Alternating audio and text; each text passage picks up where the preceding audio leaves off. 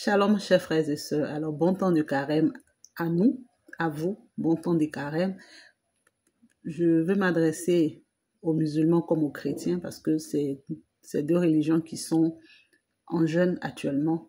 Donc, on parle de jeûne, on parle de carême, on parle de temps d'abstinence, de repentance, de pardon, de partage, d'amour, de charité.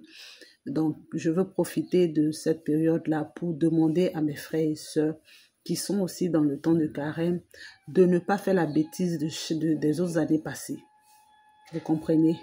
Les temps sont plus longs.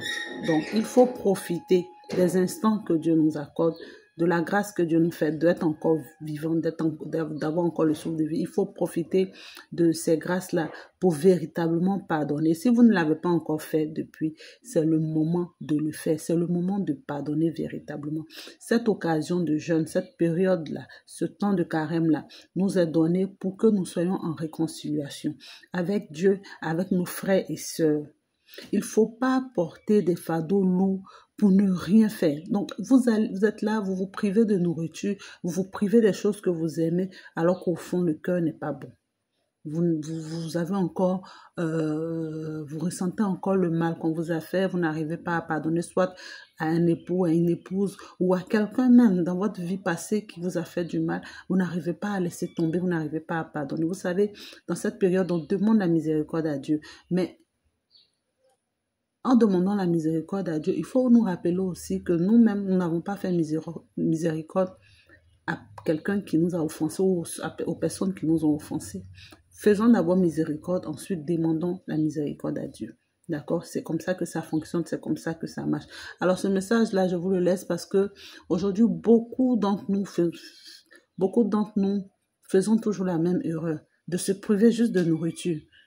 On se lève, on met le jeûne matin jusqu'au soir et on rompt, ainsi de suite. 40 jours pour nous, 30 jours pour les musulmans.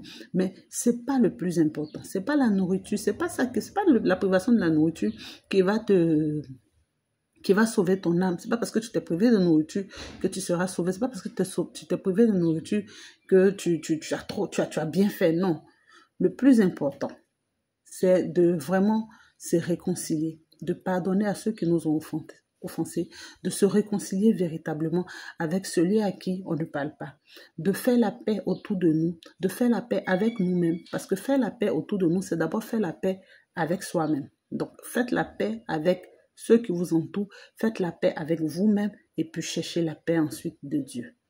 D'accord? Voilà. Donc, ce temps de carême, là, vraiment, je vous souhaite de faire cet exercice-là qui, par la suite, va demeurer en vous. Parce que si vous vous mettez à faire cet exercice-là, si vous vous mettez à demander à Dieu de vous donner la force de pardonner véritablement, de vous donner la force d'être quelqu'un de humble, d'être quelqu'un de charitable, d'être quelqu'un... Parce que c'est ça le temps de carême. C'est ça le temps du carême. Et aussi, une autre chose que je veux souligner, c'est aussi rester constant dans la présence de Dieu. Donc, la présence de Dieu, c'est dans la prière qu'on reste dans la présence de Dieu. C'est surtout, pour nous les catholiques, respecter les heures de prière. Respecter les heures de prière. Donc, celui qui peut s'abstenir de nourriture, tant mieux. Si vous pouvez vous abstenir de nourriture, tant mieux. Mais associez votre abstinence-là de repas à la prière, au pardon. Et surtout au pardon parce que la charité, je sais que vous êtes charitable. Mais pardon, à l'humilité. Et c'est l'humilité qui nous envoie la sagesse. D'accord? Il ne faut pas rechercher la sagesse alors qu'on n'est pas humble. Il faut rechercher l'humilité et la sagesse viendra. D'accord, famille? Voilà. Donc, bon temps de carême à chacun de vous.